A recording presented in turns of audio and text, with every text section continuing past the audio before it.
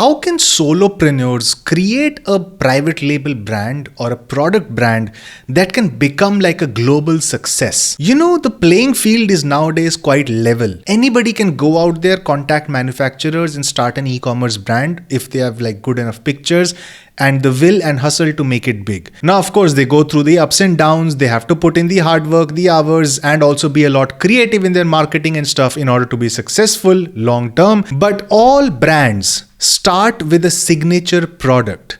In this video, I'm going to tell you about two brands that I've recently discovered that I'm going to talk about a little bit and bring to you a few features that I noticed are common in those brands. And these brands, by the way, are pretty large now. What you can do is then take these lessons to create your own private label brand or your own product brand that you can grow in the future through e-commerce. In the early days, opening a store was more about what location you were in. Like, are you getting a high traffic location? Are you able to negotiate the rent properly so you get a good deal on it?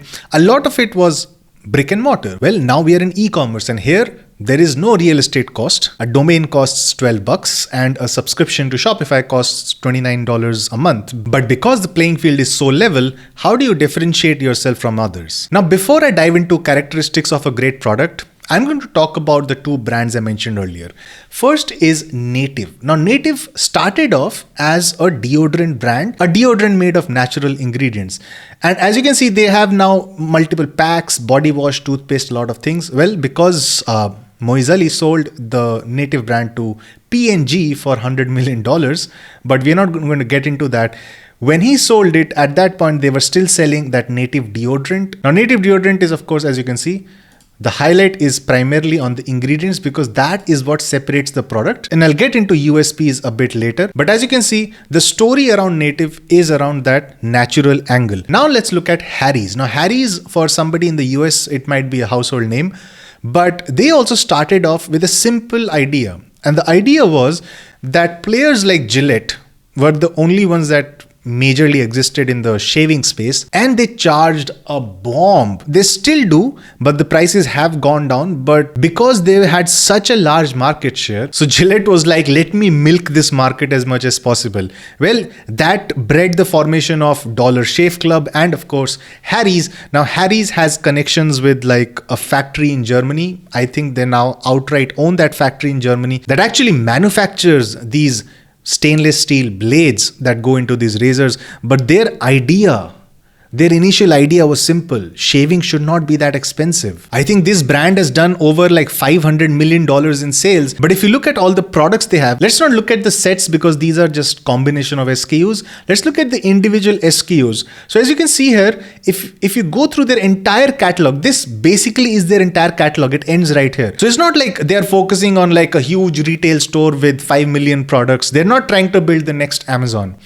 They know their forte, they know their industry is shaving, they do it well, and they are focused on that since the beginning. And even now, the prices of their razors, of their shaving creams and stuff is pretty inexpensive. So looking at these two brands, I want to talk about some of the lessons that I've taken from them and how you can also take these lessons and apply in your product search, or if you want to expand your current product line, or if you want to improve your current product. There are mainly three things that matter when it comes to starting your own private label product brand. First is a market.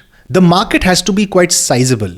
You can't have a very, very niche kind of a market and expect to make a bunch of money, especially with low ticket items. The niche market only works when you have a high ticket product and a super passionate niche. But for most people, it makes sense to enter a market that is relatively large. And there should be no big player in the market that are addressing the gaps. So if all the big players in the market have existed for say decades now and they haven't improved their product much, so then you have a gap that exists in the market and then you can enter it with a better product, solve that gap and end up taking a bunch of market share. Second, the story behind the brand. What is your ethos?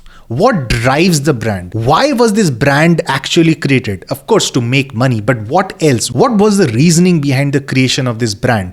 The story matters. If you can partner up with people who are in that particular industry, who have been in the industry for a while, and you can use their credibility to build up your brand, that also works. Or the genuine growth story, the origin story, the superhero origin story of a brand has to actually be pretty unique, because a lot of these products are like lifestyle products, and it does help sell the product if the story behind the brand is pretty awesome. Number 3. What is your USP? Unique selling proposition. How are you different from the current players in the market? As I mentioned earlier, how are you addressing those gaps in the market? Now, there are a few ways in which you can do this. You could have a better product quality, a much better product quality than what currently exists. In order to do that, you'll have to contact multiple manufacturers. You'll have to bang your head against the wall because a lot of them will deny. But then eventually, if you persist enough, you are going to find a manufacturer who's going to work with you to improve the product quality the way you want it to. If it's a tech-based product, are there new features you're adding? Not just tech, but even in, say, the beauty space, what features are you adding to the product that makes it stand out just that little bit more? And even if your product quality is only marginally better and your features are only marginally better, can you improve the packaging in a way that it helps with the user experience or the way that product is applied or used by the end consumer? For example, if you need to buy glue, you have, of course, these big tins, you have these tubes, but you also have these little glue pens, right? That you twist and then you can apply the glue. So that in itself was just changing the product packaging to make it into a new product that appeals to a large audience. Now, of course, all of this is going to apply differently to every niche, to every product. So now you have to think on the basis of what I just told you, really think about all the points that I just mentioned and see if you can create a better product in the market. See if you can address those gaps that currently exist in large market, fill them, market properly, and then reap the results. I hope this was helpful for you. I'll see you next time.